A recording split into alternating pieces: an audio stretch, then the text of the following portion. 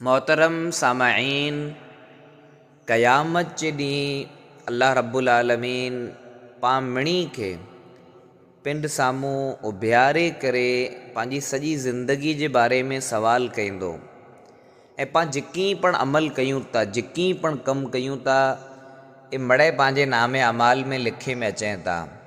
सवरे कुल्ले मथे जेको फ़रिश्तो आहे ये पंहिंजी नेकियूं लिखे थो ने अवरे कुल्ले मथे जेको फ़रिश्तो आहे उहो पंहिंजा गुनाह जा कम लिखे थो।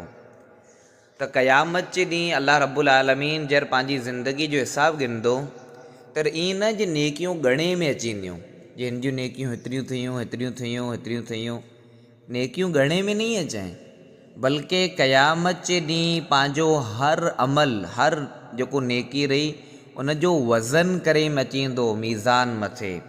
त क़यामत जे ॾींहुं मीज़ान में, कांटे में मिणिया वधारे भारी अमल, मिणिया वधारे वज़नी अमल कयो थींदो। त पाण न्यारियूं सुनन अबू दाऊद जे अंदरि हदीस है, हदीस नंबर 4799। हज़रत अबू दरदा रज़ी अल्लाह ताला अन्हु हदीस जा रावी आहिनि, बयान कईं था जे नबी सल्लल्लाहु अलैहि वसल्लम इरशाद फरमायो, मा मिन शैइन अस्कलु फिल मीज़ानी मिन हुस्निल खुलुक। जे क़यामत जे ॾींहुं जरा नामे आमाल पंहिंजा कांटे मथे रखे में अचींदा, पंहिंजा अमल वज़न करे में अचींदा, त क़यामत जे ॾींहुं मिणिया वधारे जेको अमल भारी थींदो, वज़नी थींदो, उहो ख़ासा अख़लाक़ आहिनि।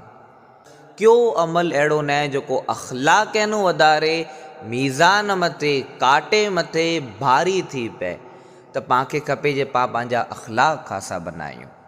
पाण जे अल्लाह जी इबादत कयूं था, नमाज़ वग़ैरह पढ़ूं था, त जर पाण मस्जिद मां ॿाहिरां निकिरूं था त पंहिंजा माण्हुनि से अख़लाक़ ख़ासा हुअणा खपे, पंहिंजी ज़बान ख़ासी हुअणी खपे, पंहिंजो रवैयो ख़ासो हुअणो खपे, पंहिंजो उथियणु विहणु ख़ासो हुअणो खपे।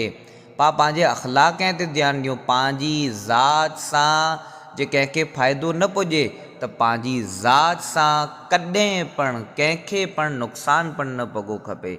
पाण पंहिंजे अख़लाक़ खे ख़ासो बनायूं। कुला जे क़यामत जे ॾींहुं मीज़ान में, कांटे में मिणिया वधारे जेको अमल भारी थींदो, ख़ासा अख़लाक़ आहिनि।